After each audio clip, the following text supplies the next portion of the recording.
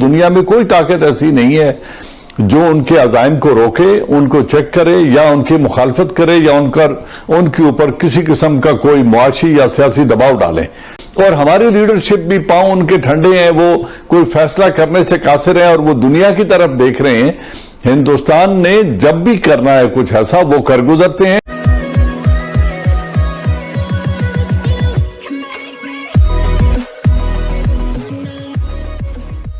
नमस्कार दोस्तों, अब आपको याद होगा कि 370-35 से हटने के बाद से पाकिस्तान ने बहुत प्रोपोगेंडा चलाने की ट्राई की कि भाई इंडिया के अंदर पता नहीं किस टाइप से मतलब एक इंडिया को आइसोलेट किया जाए। और ये पॉइंट ही ऐसा था कि भाई उसको ऐसा लगता था कि पहले इसी टाइप के पॉइंट पर पाकिस्तान को समर्थन मिलता था अमेरिका, यूके, फ्रांस, हर जगह से उसको ऐसा लगता था। तो इमरान खान ने बहुत ट्राई की, वो कश्मीर में भी गया, मतलब पाकिस्तान के ऊपर कश्मीर में भी गया, वहाँ पर कहा कि हम इस दिन को कश्मीरी डे मनाएंगे वगैरह वगैरह, मतलब इस टाइप की बात की। लेकिन दुनिया में किसी भी जगह से कश्मीर के मामले पर पाकिस्तान को सपोर्ट नहीं मिला। खास करके वो सपोर्ट चाहते थे अमेरिका का, यूके का, फ्रांस का, लेकिन किसी का भी सपोर्ट उनको यहाँ पर नहीं मिला और ये बात एकदम ख़त्म हो गई।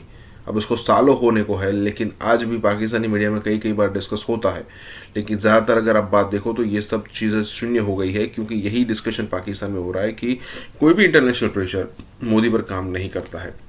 इसी के साथ ये वीडियो शुरू करते हैं। तो पाकिस्तान की पॉलिसी क्या होनी चाहिए, हमारा रिस्पांस क्या होना चाहिए?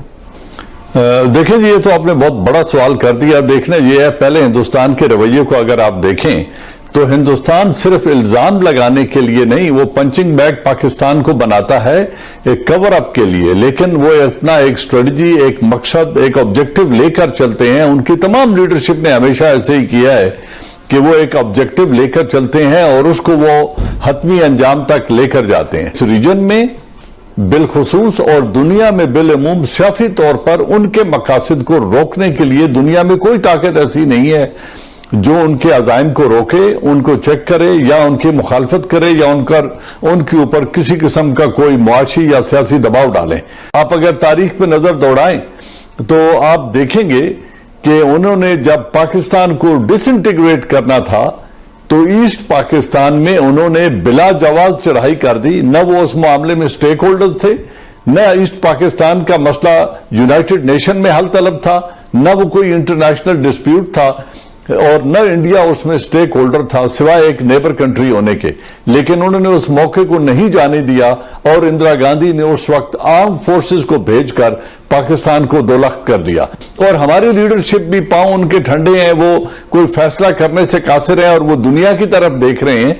हिंदुस्तान ने जब भी करना है कुछ ऐसा वो कर गुजरते हैं। फिर उन्होंने जब सियाचिन को ऑक्यूपाई करना था तो 1984 में इंदिरा गांधी ने अप्रैल में सियाचिन को जाके ऑक्यूपाई कर लिया। आज तक 30 बरस हो गए, तकरीबन 28 बरस हो गए, हम उनको वहां से नहीं निकाल सके और अब वो कश्मीर की जमीन को सस्ते दामों लीज पे दे रहे हैं इंटरनेशनल इन्वेस्टर्स को, जिनमें ज्यूज भी हैं, कादियानी भी हैं, हिंदू भी हैं और उनके पीछे अमेरिकन भी हैं। अगर वो ये इसमें अब्जॉर्ब करने में कामयाब हो जाते हैं और यहां पर वो अपने इजराइल और हिंदुस्तान अपने बेसिस बना लेते हैं कश्मीर के अंदर, तो फिर हम दिफाई जंग लड़ते रह जाएंगे। उस वक्त हम खुदा ना खास्ता कैजुअलिटीज भी उठाएंगे और पाकिस्तान आजाद कश्मीर का और गिलगित बल्तिस्तान का दिफा करने पे मजबूर हो जाएंगे। वहां पे शारा रेशम का और चाइना के साथ जो हमारे जमीनी राब्ते हैं उनका दिफा करते हुए हम अगली बाकी 70 बरस गुजार देंगे और इस कश्मीर को हम खो चुके होंगे।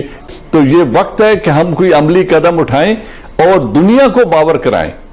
आज ये सब कुछ हम होता देख रहे हैं और एक तमाशाई बनकर बैठे हुए हैं। हमें अपनी आवाज उठानी होगी और अगर आवाज से कुछ नहीं होता तो फिर अमली कदम उठाना होगा। जनरल साहब, इसमें शरारतें खत्म नहीं हो रही। अब जो नई शरारत उन्होंने की है कि जो मौसम की खबरें जो सुनाते हैं उसमें उन्होंने आजाद कश्मीर और गिलगित बल्तिस्तान भी शामिल कर दिया है।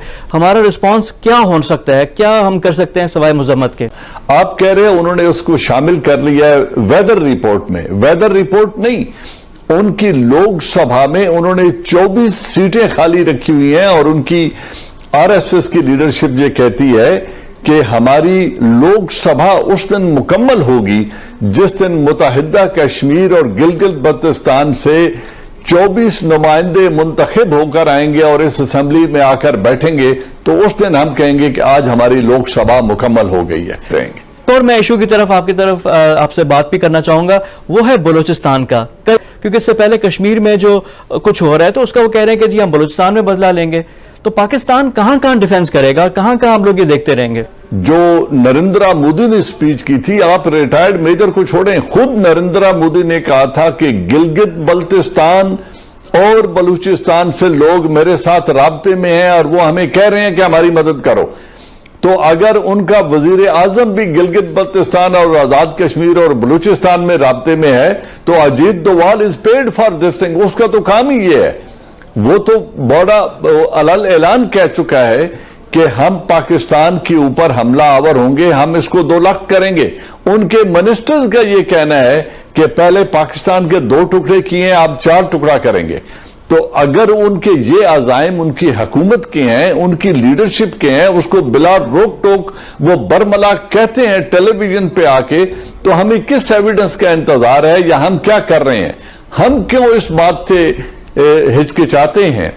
लेकिन एक कुव्वत ईमानी चाहिए इस फैसले के लिए, और कलमा हक के लिए जुर्रत पैदा करनी पड़ेगी मुस्लिम उम्मा को, और लीड रोल पाकिस्तान ने लेना है, क्योंकि हम स्टेक होल्डर्स हैं इसमें। बहुत शुक्रिया आपका इजाज़ अवान साहब।